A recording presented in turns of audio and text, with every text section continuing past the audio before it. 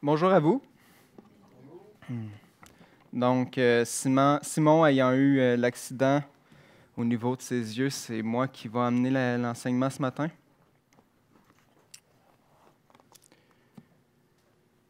Oubliant ce qui est en arrière et me portant vers ce qui est en avant, je cours vers le but de la vocation céleste de Dieu en Jésus-Christ. Ce matin, on va tourner dans Philippiens 3. C'est sur ce verset-là que je viens de citer qu'on va parler. En fait, je vais parler d'une part de Philippiens 3, puis je vais aussi alterner dans Hébreux 13. Tout au long du message, je vais voir Philippiens 3, puis je vais alterner dans Philippiens 13 parce que les deux chapitres amènent un thème qui se rejoint puis que j'aimerais pouvoir mettre en parallèle l'un avec l'autre. Je trouve que les deux se complètent. Je vais commencer en expliquant le contexte de Philippiens et d'Hébreux. Donc, dans Philippiens, Paul écrit à cette église-là, entre autres pour traiter un problème qui se rapporte à la majorité des membres de l'Église. Les gens de cette assemblée-là ont plus facilement un problème d'orgueil, de fierté mal placée. Pour eux, le prestige est important. Pour eux,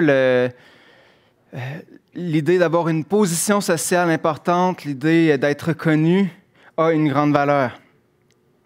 Puis c'est pour ça que dans le chapitre 2, Paul leur dit d'avoir un même cœur, une même âme, une même pensée, un même amour, parce que le fait de lutter pour une position sociale les amène à être en compétition les uns envers les autres ou à avoir de la discorde les uns envers les autres. C'est aussi pour ça qu'il dit que chacun, au lieu de considérer ses propres intérêts, considère aussi ceux des autres. Et c'est pour ça qu'il amène l'exemple de Christ qui a quitté le ciel pour venir en tant que serviteur, pour servir les autres, pour obéir à Dieu, puis être prêt jusqu'à mourir à la croix pour nous sauver, nous. Par la suite, le chapitre 2 nous donne un exemple de Timothée qui présente comme un exemple aussi d'humilité. Puis, il enchaîne avec le cas d'Épaphrodite, où est-ce qu'il encourage et exhorte les Philippiens à bien accueillir quelqu'un qui a échoué dans une tâche et ne pas reconnaître, de ne pas voir cet échec-là comme étant une humiliation comme telle, mais de le voir aussi comme étant une fierté de ce qui a obéi jusqu'à tomber malade. Bref, je ne vais pas entrer dans tous les détails, mais le thème qu'on voit, la trame de fond que l'on voit, c'est l'orgueil, la fierté, la gloire. Puis dans le cadre de notre texte, cette fierté-là, ce prestige-là passé ou l'historique passé dont les Philippiens ont tendance à s'accrocher pour en tirer gloire, vient amener un obstacle à la course qu'ils ont, la course de la vie chrétienne. Je passe maintenant à Hébreux. Le contexte d'Hébreux, lui, écrit premièrement afin de démontrer aux Juifs, donc c'est un Juif qui écrit aux Juifs pour dire que Jésus est bien le Messie, que Jésus est plus grand que les prophètes qu'il y avait dans l'Ancien Testament, que son message est plus grand que le message de la loi, que son sacrifice est plus grand que les sacrifices de l'Ancien Testament.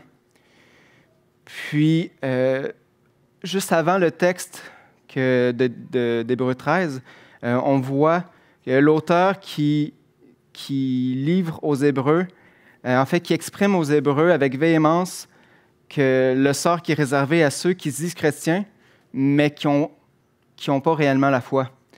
Puis, il affirme aussi l'assurance que les chrétiens qui ont la foi peuvent avoir par rapport à leur foi.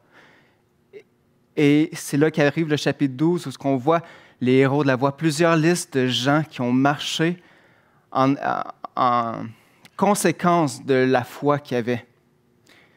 pour arriver au texte qu'on a d'Hébreux 13, où est-ce que devant cette foule de nuées de croyants, l'auteur nous exhorte à rejeter le péché et les fardeaux qui nous enveloppent facilement,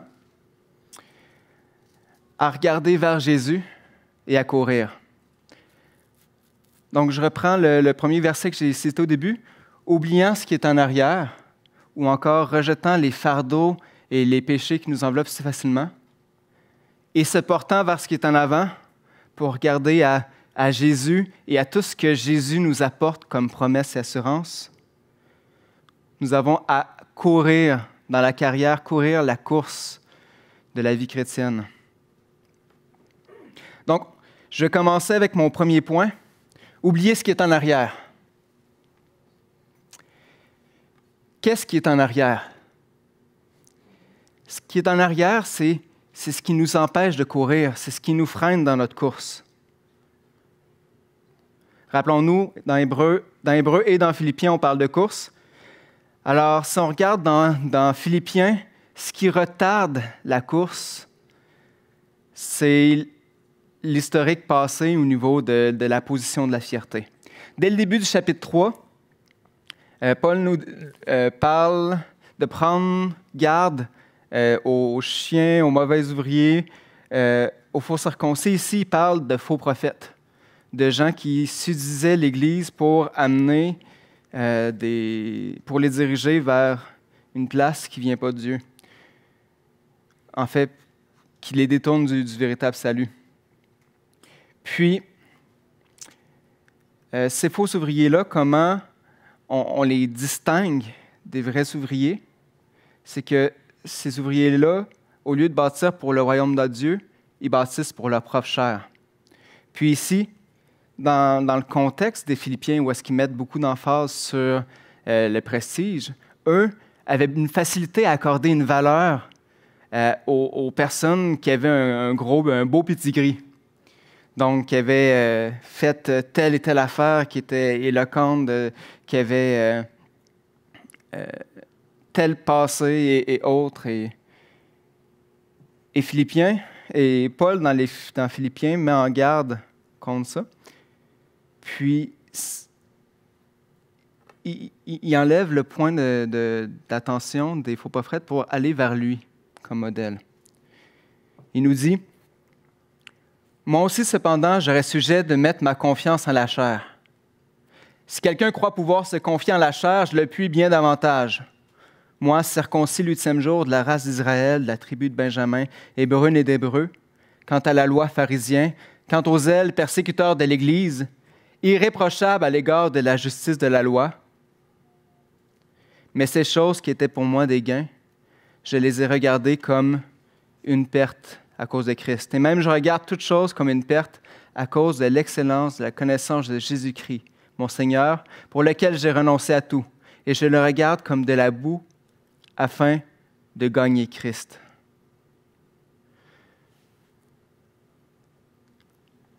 Le passé de Paul, il y aurait eu plusieurs raisons de mettre sa confiance là-dedans, d'avoir de la fierté, de « Hey, moi, je suis un juif pur laine. Moi, j'étais un pharisien. J'ai eu mon enseignement sous Gamaliel, qui était reconnu de tous. J'étais un pharisien qui était hyper zélé. J'avais personne qui pouvait rien dire contre mon zèle puis contre la loi que j'appliquais rigoureusement. Moi, je pouvais me péter les bretelles. Mais ces choses-là, si Paul avait choisi de mettre sa confiance puis de baser sa course là-dessus, ça l'aurait freiné puis ça l'aurait amené dans une mauvaise direction. Toutes nos gloires passées, tous nos accomplissements passés, en fait, pour lui, Paul, il voyait comme de la boue. En fait, le terme boue, si on regarde dans le grec, c'est excrément, le terme qui est utilisé. C'est vraiment l'idée que ça vaut rien, c'est même impur, si on veut. C'est une gloire qui est vaine, qui n'a pas de valeur. Puis il nous amène à oublier notre passé, oublier ce qui est en arrière, pas se baser sur notre passé dans notre course.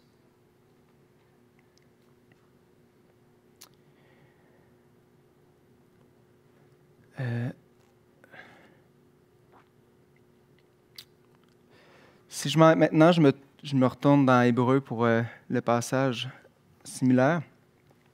L'auteur nous parle dans Hébreu 13 de rejeter tout fardeau et le péché qui nous enveloppe si facilement pour courir.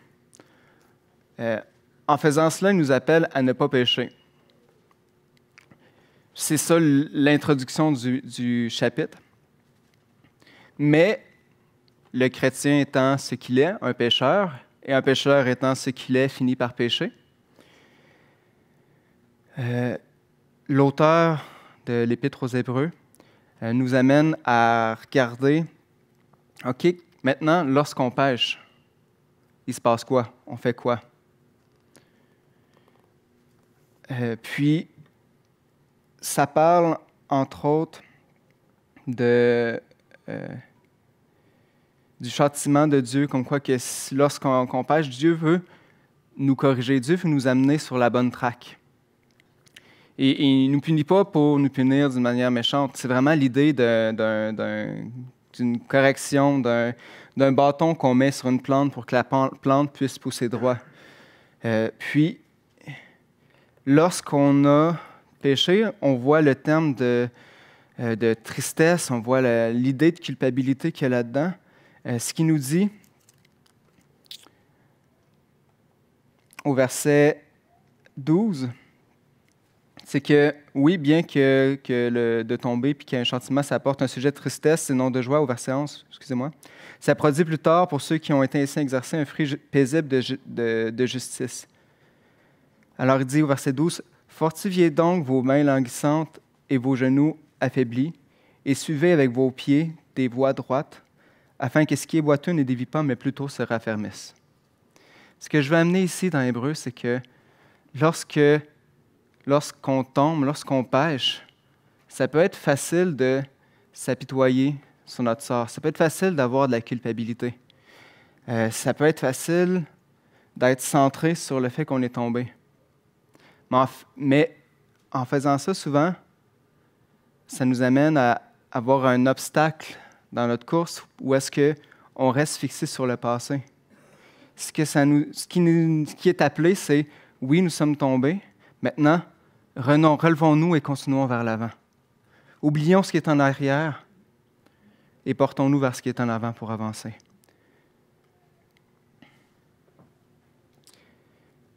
Et nous, si je m'arrête maintenant à nous, on a vu Paul, on a vu dans l'Épître aux Hébreux. Nous, qu'est-ce qui nous empêche d'avancer? Est-ce que des fois, on peut se dire « Hey, j'ai déjà donné.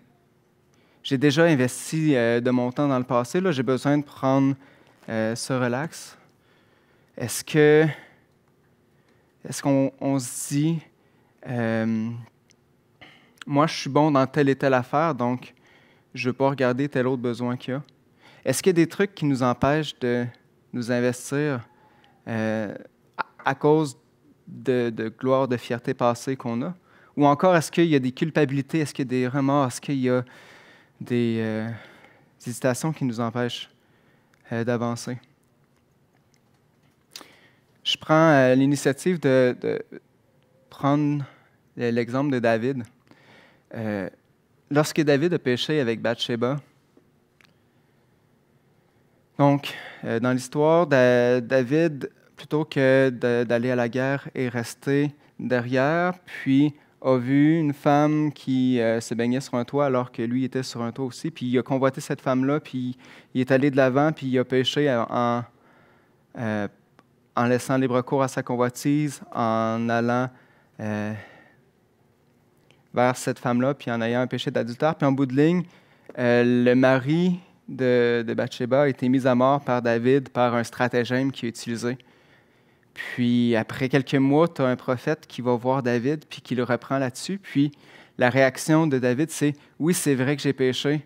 Oui, je mérite la condamnation ou les conséquences de mon péché. » Puis, la conséquence que Dieu avait donnée à David, c'est que l'enfant qui était né de cette union-là allait mourir. Puis tout le long où l'enfant était malade puis qui était proche de mourir, David intercédait et intercédait avec le désir que peut-être Dieu userait de compassion et changerait sa condamnation. Mais Dieu a tenu son bout, puis l'enfant est mort. Puis là, on voit les serviteurs de David qui arrivent puis qui ont peur d'annoncer le fait que l'enfant est mort. Puis, lorsque David l'apprend, il arrête ses supplications, il arrête son jeûne, puis il a dit, bon, ben l'enfant est mort, c'est moi qui vais le retrouver. Puis,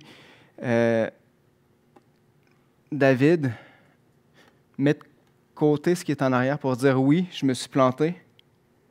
Maintenant, je me relève où ce que je suis, puis je vais de l'avant. Je vais de l'avant, puis je continue ma course avec Dieu.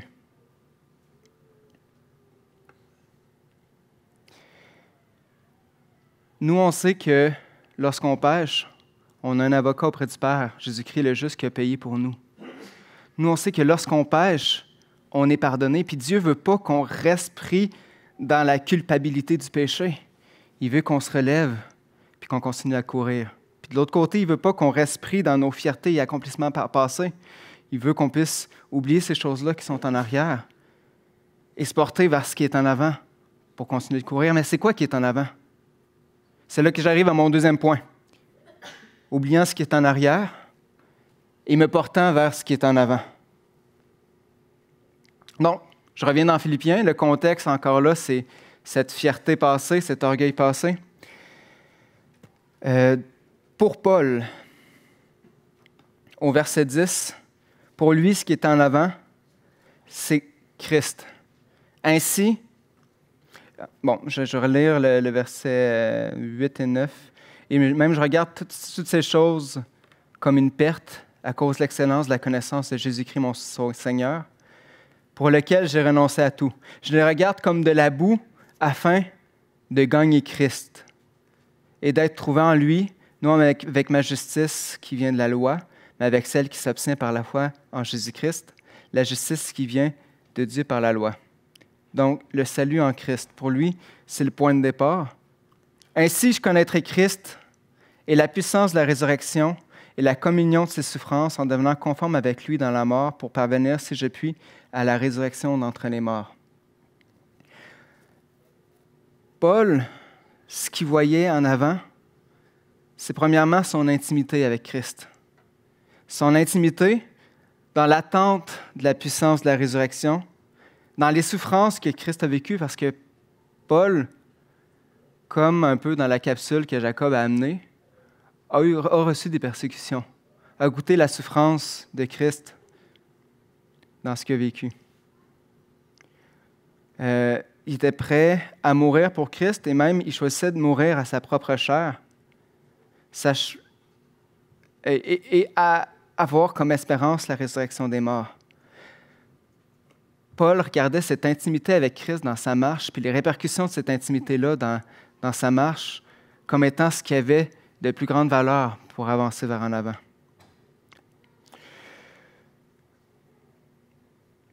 Paul était prêt à supporter les obstacles, les difficultés, les souffrances parce qu'il regardait non pas à ces obstacles-là, mais il regardait à Christ qui avait la puissance de ressusciter des morts. Puis par la suite, il dit au verset 17 à 21 d'être ses imitateurs puis de porter le regard sur ceux qui marchent de la même façon que Paul a marché. Puis, on se rappelle, Paul est en train de mettre en garde contre les faux prophètes. Il ramène l'élément des faux prophètes ici, qui, eux, contrairement à Paul, qui marche en imitation de Christ, qui recherche cette intimité-là, puis qui met sa gloire et son énergie dans ce que Christ a fait. Contrairement à Paul, ces faux prophètes-là mettent leur gloire dans leur ventre, dans les bienfaits immédiats, dans que ce soit les avantages de leur position, que ce soit la nourriture, que ce soit les péchés que ça les amène à faire. Les faux prophètes sont attachés aux choses de la terre, à leur convoitise, tandis que ce que Paul nous amène à regarder, c'est le verset 20 et 21. Mais nous sommes des citoyens des cieux. Nous nous attendons aussi comme sauveur le Seigneur Jésus-Christ, qui transformera le corps de notre humiliation en le rendant semblable au corps de sa gloire par le pouvoir qu'il a de s'assujettir toutes choses. Et pour les Philippiens, être concitoyen des cieux, ça a une valeur qui est incroyable, qui est immense, parce que pour eux, dans le contexte romain, la majorité avait comme aspiration d'être citoyen romain. Parce qu'être citoyen romain, ça amène le prestige, ça amène des droits que les autres n'ont pas. Alors pour eux, quand on leur dit « Hey, regardez, vous n'êtes pas citoyen romain, premièrement, vous allez être citoyen des cieux. » Ce prestige-là qu'il y a en bout de ligne est beaucoup plus important et vaut beaucoup plus la peine que n'importe quel autre prestige que vous pouviez vous targuer d'avoir auparavant. Ce qu'il y a devant nous, c'est d'être citoyen des cieux. Puis c'est aussi d'avoir un corps glorifié.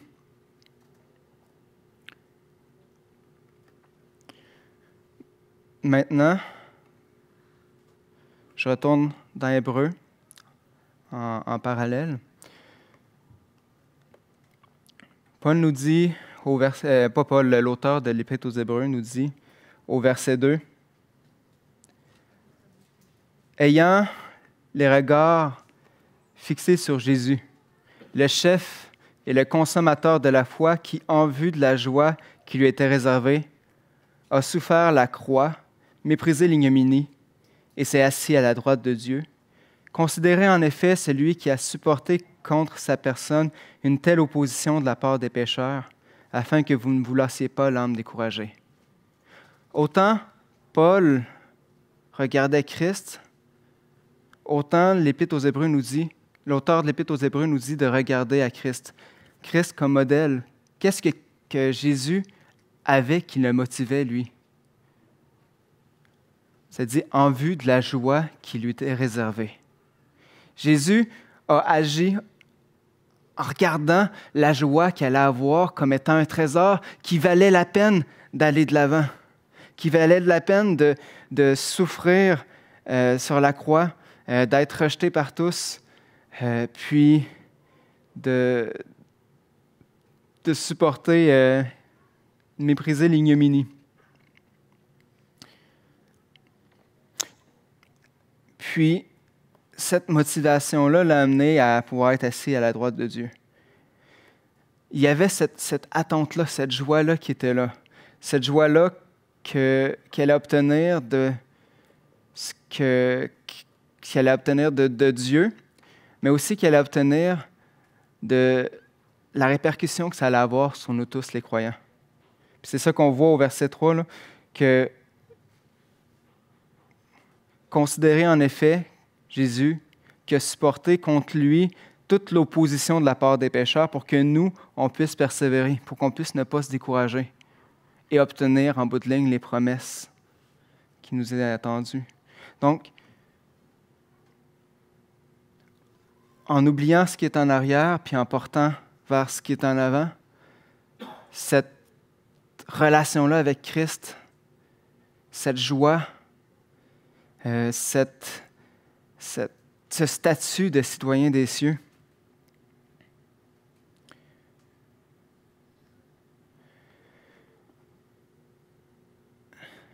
Si je m'arrête un peu, j'aimerais ça prendre quelques minutes puis m'arrêter à quelle est l'espérance qui nous attend au ciel.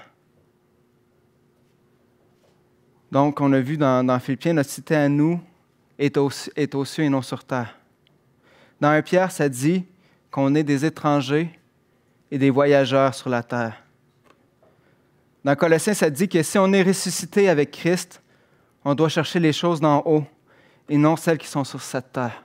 C'est quoi ces choses-là qui sont en haut?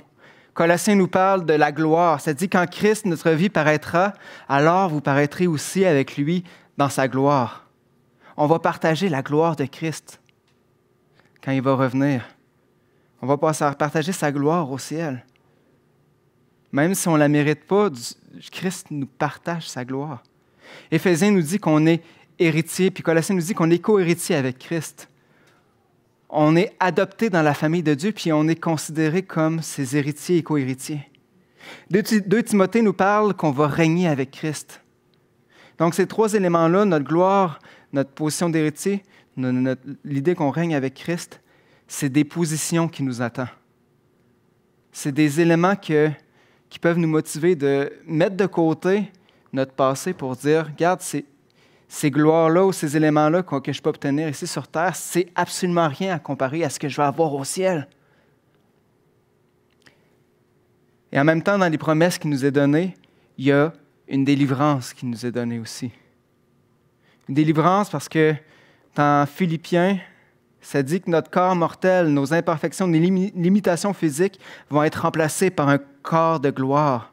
Dans 2 Corinthiens, ça nous dit que ce corps de gloire-là va être sans maladie, sans limitation physique. Ça va être une habitation céleste, contrairement à la tente, l'habitation d'une tente dans laquelle on est présentement. Ça va être un endroit où il n'y aura pas de souffrance, pas de douleur, pas de peine, que ça dit dans l'Apocalypse. Ça nous dit dans 1 Jean, puis ça nous dit dans les prophètes qu'on va avoir la victoire sur le péché. Pour moi, ça a été, cette promesse-là qu'on va avoir la victoire sur le péché, ça a été un encouragement dans ma vie. Je me rappelle d'une période où je venais encore de tomber avec un péché que je luttais et que je voulais enlever de ma vie. Puis, bon, je viens encore de tomber, puis là, je voulais... je me sentais poche de ça. Puis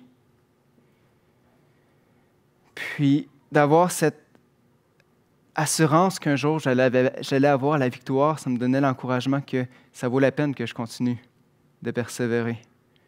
De savoir que je vais avoir la victoire, ça dit, « Hey, je peux aller continuer de courir vers en avant. Un moment donné, je vais triompher. Je vais avoir cette joie-là de dire que je n'ai plus cette tentation-là. » Puis Paul nous dit qu'il n'a pas encore atteint le prix. Puis non, sur terre, on ne réussira pas nécessairement à avoir la victoire. En fait, c'est certain qu'on n'aura pas la victoire sur la totalité de nos péchés. Mais Dieu va nous donner la victoire en bout de ligne, quand même.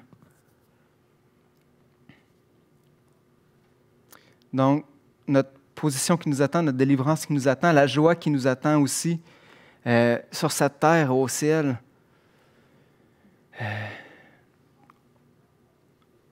On vient de voir que Jésus avait cette joie-là qui le motivait à persévérer. Nous aussi, on peut avoir cette joie-là de persévérer dans la vie chrétienne parce que à travers les obstacles, à travers les difficultés, Dieu reste là, puis Dieu continue de réjouir notre cœur. Je me rappelle de moments où est-ce que je luttais avec le péché, puis que je voyais que je venais d'avoir la victoire. Puis là, ça m'avait apporté cette joie-là. Ou encore, une autre fois où est-ce que j'avais vraiment le goût de nourrir ma chair, de bâtir sur mon royaume,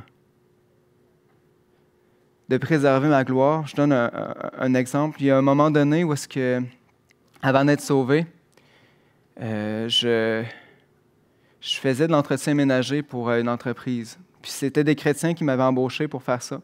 Puis moi, j'assistais à l'église, mais je n'étais pas sauvé à ce moment-là. Puis, dans mon attitude, j'avais botché mon travail plusieurs reprises. Puis, pour moi, ça ne me dérangeait pas parce que ma paresse était plus importante que la qualité du travail. Puis, une fois que je me suis converti, j'ai comme réalisé que c'était mauvais. En fait, je savais que c'était mauvais, mais là, je voulais... je renonçais à ça. Puis,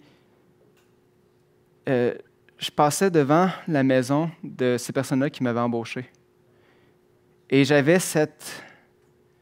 ce souvenir-là que j'avais botché mon travail dans le passé et j'avais le désir qui était là d'aller les voir puis de leur demander pardon d'avoir botché dans le passé.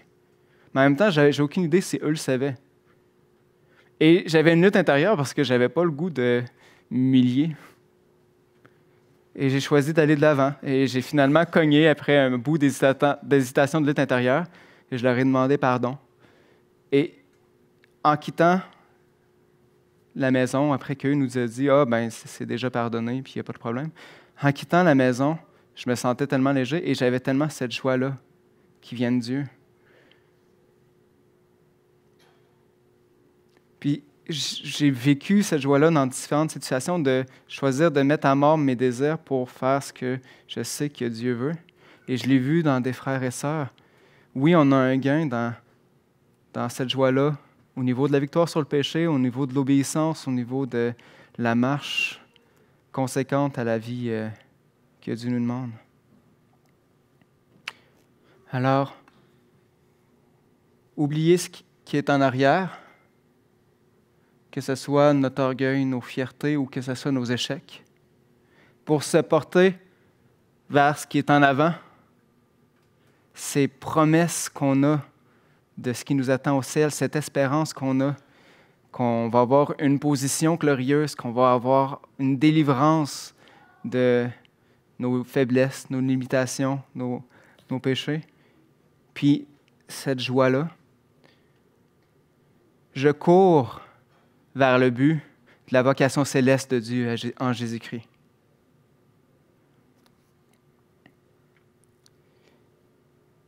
Ici, courir, on a une notion d'effort. Quand on regarde le terme courir, ça parle de courir avec effort. Ça demande de suer. Ça demande de l'énergie. Puis c'est un peu ce que je veux mettre l'emphase ici, c'est oui, on peut oublier ce qui est en arrière et puis regarder vers ce qui est en avant, mais si on s'assoit sur notre beigne, si on s'attend à ce que Dieu fasse tout puis qu'on n'agit pas, ben il ne se passera rien. Dieu nous appelle à agir puis à mettre des efforts. Dans Hébreux, ça nous dit, ça nous parle encore de l'exemple de Jésus. Vous n'avez pas encore résisté jusqu'au sang en luttant contre le péché. Lorsque Jésus était dans le jardin de Gethsémani puis qu'il était tenté de pécher, sa sueur était tellement intense qu'il y avait des grumeaux de sang qui coulaient. Puis, nous, on n'a pas eu à lutter contre le péché de manière aussi intense et on n'aura pas à le faire. Mais on a à le prendre en un modèle puis lutter contre le péché pour avoir la victoire. Puis, lorsqu'on lutte, puis que finalement, on pêche, puis on tombe, bien, on a à fortifier nos mains languissantes et nos genoux affaiblis. On a à se relever, puis continuer à avancer. Puis, dans l'image, il y a une difficulté qui est là. Je viens de tomber, je viens de me faire mal. J'ai à me relever quand même, puis à continuer d'avancer. On a une certaine douleur lorsqu'on pêche, une certaine déception. On a notre communion avec Dieu qui n'est pas la même, puis qui a besoin d'être établie, mais j'ai à me relever, puis à continuer d'avancer et mettre l'énergie là-dedans. Puis cette idée-là de mettre des efforts, on le voit à plusieurs reprises dans la Bible. Ça nous dit de travailler à notre salut avec crainte et tremblement, dans Philippiens. Ça dit dans 2 Pierre de faire tous nos efforts pour joindre à la foi la piété à la piété, la connaissance à la connaissance. Puis il énumère quelques vertus chrétiennes ici. Ça nous dit dans 1 Corinthiens, après nous avoir dit que la résurrection allait avoir lieu, puis qu'on avait cette assurance-là, ça nous dit que, étant donné qu'on a cette assurance-là, qu'on doit être ferme et inébranlable, travaillant de mieux en mieux pour l'œuvre du Seigneur. Ça nous parle dans Colossiens et dans Romains, puis à quelques autres reprises, de mettre à mort les actions de notre corps, les membres de notre corps qui sont sur terre, pour agir dans une nouveauté de vie pour Christ. Ça nous demande d'agir. Puis, j'aimerais ça vous amener avec un peu les deux éléments que j'ai, les deux éléments que j'ai amenés en regardant vers l'avant. Lorsqu'on regarde vers l'avant, on regarde notre position à Christ. On a à agir d'une manière conforme à notre position en Christ. Ça dit qu'on est co-citoyen des cieux.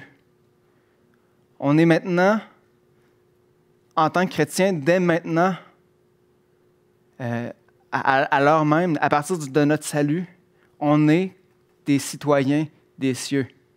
Ça veut dire quoi? Ça veut dire que les règles qui me régissent, je suis citoyen de la ville de Québec, j'ai à me soumettre aux règles de Québec. Mes vraies règles, c'est celles du ciel. Mes vraies responsabilités, c'est celles du ciel. Mon rôle à moi vient d'en haut. Fait que ça nous donne un statut et des responsabilités en lien avec ce statut-là qui est au-dessus de nous, qui est au-dessus de ce qu'il y a sur cette terre. Ça dit dans Corinthiens qu'on est ambassadeurs de Dieu, on est des représentants de Dieu. En tant que représentant, je ne peux pas agir n'importe comment. J'ai à agir d'une manière conforme à Christ. J'ai à ressembler le plus possible à Christ. Ça dit qu'on est membre de la famille de Dieu, on fait partie de la famille de Dieu, donc on a à agir en tant que membre de la famille. Se soucier de nos frères et sœurs, se soucier de notre père puis notre mère spirituelle. Je parle ici de Dieu, de Jésus, du Saint-Esprit. Se soucier de nos parents pour leur obéir. Puis ça m'amène à un verset qui dit plus tôt dans Philippiens, qui dit de marcher d'une manière digne du salut. Puis j'aime ce verset-là parce que cette expression-là nous dit pas de marcher comme le salut qu'on a mérité. On ne mérite pas le salut. On n'est pas digne du salut. J'étais un pécheur misérable qui méritait d'avoir la condamnation de Dieu. En fait, qui avait la condamnation de Dieu sur moi avant d'être sauvé. Mais à mon salut, je suis devenu enfant de Dieu. Je fais partie de sa famille, je suis rendu son ambassadeur, je suis rendu citoyen. Et j'ai à marcher d'une manière digne, même si moi, je ne suis pas digne.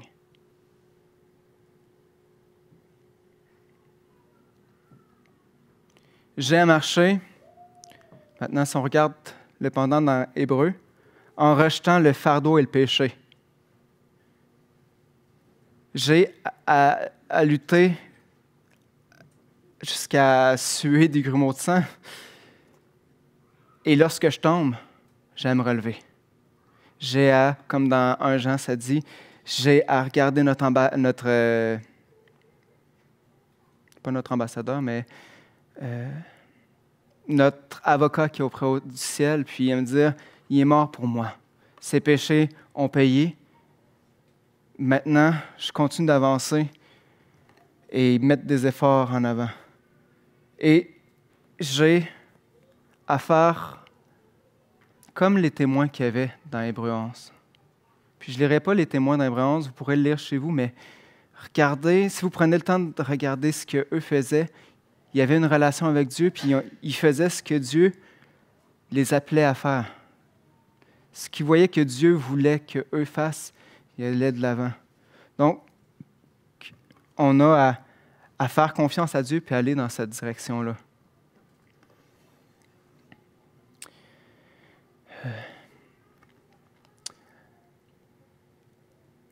J'aimerais donner 2 illustrations en lien avec cette idée-là d'effort.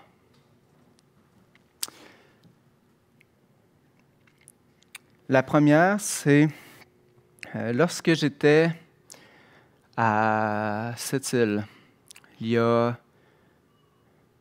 une quinzaine d'années. Nous, le dimanche, après notre assemblée, on avait un genre de potluck qu'il y avait. En fait, il y avait une soupe que quelqu'un préparait.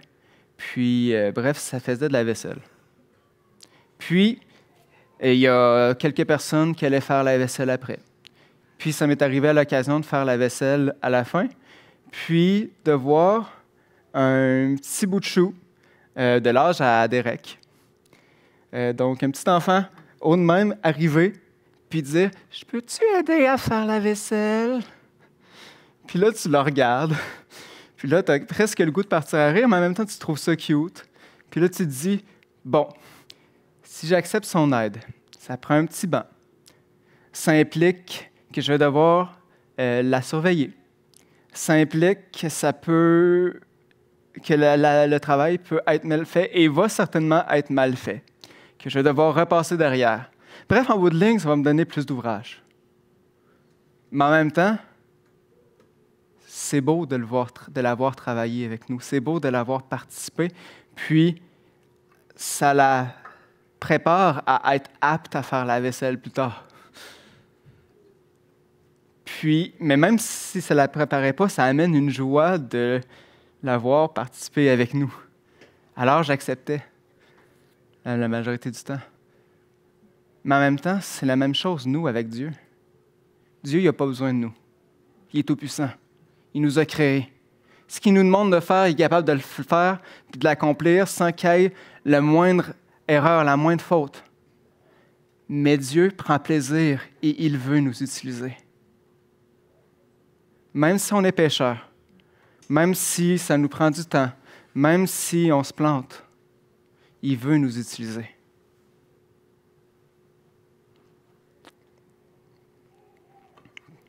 Maintenant, si on va de l'avant, puis qu'on travaille dans cette œuvre-là de Dieu, il y a des fois où j'avais dans mon esprit une lutte à savoir c'est quoi mon rôle, puis c'est quoi le rôle de Dieu.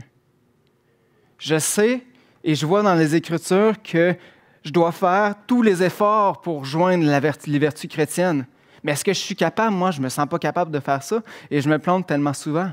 Mais en même temps, je vois des places où ça dit que c'est Dieu qui va le faire, c'est Dieu qui va nous sanctifier, c'est Dieu qui va nous rendre purs. C'est quoi l'apport entre les deux? Puis, lorsque j'étudiais à l'école biblique, j'avais un de mes professeurs qui avait donné une illustration qui est imparfaite, mais que je trouvais intéressante. Il donnait l'image d'un camionneur. Puis il nous disait, Dieu, c'est comme le camionneur qui est en train de monter une pente. En fait, Dieu nous dit, j'aimerais ça, à la place que ce soit moi qui conduise, j'aimerais ça que toi, tu t'en ailles en arrière du troc, puis que tu pousses le troc, puis que tu fasses monter la côte. Et là, moi, j'entends Dieu me dire ça, puis je me dis, je ne serais certainement pas capable de faire ça, c'est trop grand pour moi, je n'ai pas la force physique pour le faire. Puis Dieu nous dit, je sais que tu n'es pas capable, mais fais-moi confiance, vas-y, va de l'avant. Puis il nous demande de pousser. Puis là, pendant qu'on pousse, on fait des efforts, puis on voit bouger un peu, à notre grande surprise, puis là, ça avance pas vite, mais on pousse quand même, puis ça avance, puis là, on est tout étonnés de voir que ça avance, puis qu'on n'est pas censé être capable. Puis il y a Dieu qui est en avant en train de conduire, puis qui a son pied sur la pédale de gaz, puis qui nous donne juste assez de gaz pour qu'on puisse avancer. C'est imparfait, mais c'est cette idée-là que Dieu veut que nous, on se donne pour lui. Et lui va faire le travail qu'il nous demande de faire. Mais il veut qu'on se donne pour lui puis qu'on devienne autonome en tant que chrétien par la suite.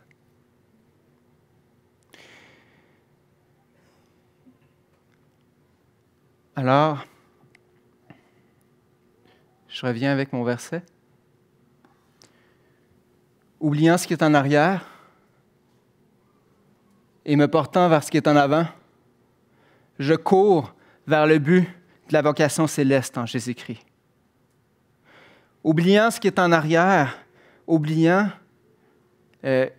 qui j'étais, oubliant les gloires que je m'attachais, oubliant, mettant de côté toutes ces fiertés-là qui m'amènent à vouloir m'asseoir sur mon beigne, mais mettant de côté aussi tous mes échecs, toutes les caractéristiques que j'aime pas de moi. Mettant de côté ça, Dieu m'a demandé de courir.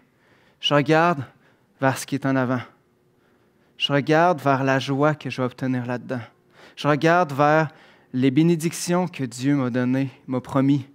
Je regarde vers qui je veux être au ciel. Et je cours. Et je fais de l'effort. Et là, je me plante. Et je me relève. Et c'est dur, mais je recommence à avancer. Je ne reste pas assis à me dire « Ouch, j'ai mal ». Je me relève. Et oui, j'ai mal, mais je veux me rendre là. Je veux arriver au bout de la course. Alors, je continue d'avancer. Je continue de courir en sachant qu'il y a une nuée d'autres personnes autour de nous qui sont arrivées au bout, puis qui me disent « Regarde, Dieu m'a soutenu de telle façon, et il a permis de m'utiliser de telle façon, continue. » En sachant qu'il y a Christ en avant qui me dit « Viens vers moi, je vais être là avec toi, j'ai cette intimité-là avec toi qui va t'aider à avancer et à atteindre le but de la vocation céleste de Dieu en Jésus-Christ. » Cette consécration-là que Dieu nous appelle à avoir en lui en tant que chrétien. Ce rôle-là qui est tellement gratifiant, qui a tellement de gloire et d'honneur qu'on ne mérite pas, mais rattaché à ça, qui nous attendent. Puis, moi, je vois que c'est cette persévérance-là, puis cette motivation-là qui permettent à des gens comme Paul de se faire lapider, puis de se relever, puis de continuer d'évangéliser. À des gens comme les églises persécutées, où est-ce que tu as des musulmans ou des islamiques qui prennent le Coran, littéralement, puis qui persécutent ceux qui sont contre le Coran, ou encore dans certains milieux communistes où qui rejettent la religion, puis qui persécutent ces gens-là, qui les mettent en prison. Et de voir ces gens-là qui, malgré cette persécution-là, se relèvent et continuent. Et de permettre d'autres personnes, comme par exemple John Bunyan. Non, c'est pas John Bunyan, mais le gars qui écrit Amazing Grace, de voir à quel point il était pécheur, mais de se relever et d'écrire Amazing Grace. Avoir des gens comme David qui font un péché qui peut paraître et qui est gros et destructeur et continuer de se relever puis d'aller de l'avant puis de servir Dieu. Parce que Dieu, étant qui il est, nous a donné tout ce prix, toute cette attente au bout de la course. Prions.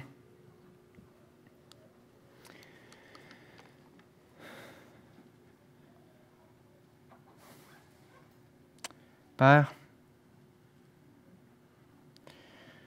je te remercie parce que tu nous as donné toute une espérance, toute une motivation en réserve pour qu'on puisse courir. Que ce soit par ton modèle de toi qui est mort pour nous, que ce soit ton amour, que ce soit les bénédictions incroyables qui nous attendent. Tu nous as donné en masse de raisons pour qu'on puisse courir. Puis quand je regarde en arrière de ma vie, je vois des moments où est-ce que je me sens veg, où est-ce que je vois que j'ai pas d'entrain pour toi. Je vois d'autres moments où est-ce que j'étais pris avec des péchés qui te déshonorent et je tombe encore dans des péchés qui te déshonorent. Mais je te remercie parce que tu m'as pardonné mes péchés, parce que tu pardonnes nos péchés.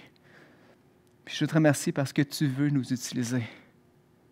Je te remercie parce que on a de la valeur à tes yeux. Puis je te remercie parce que tu ne nous laisses pas tout seuls dans cette course-là, mais tu nous épaules.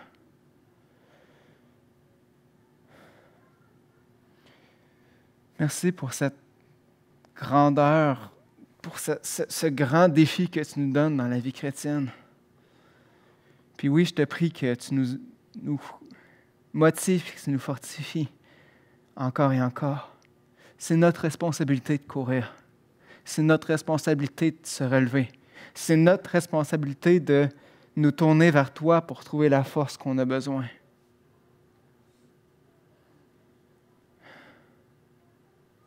Puis je te prie de me motiver pour que je me batte le derrière, puis qu'on se batte le derrière pour se relever, puis continuer de courir quand on est tombé. Puis si on court, de prendre le temps de respirer pour repartir de plus belle, puis continuer ce marathon-là qui nous attend, qu'on est en train de faire, qui est devant nos yeux. Merci de nous inclure dans ton plan. Amen.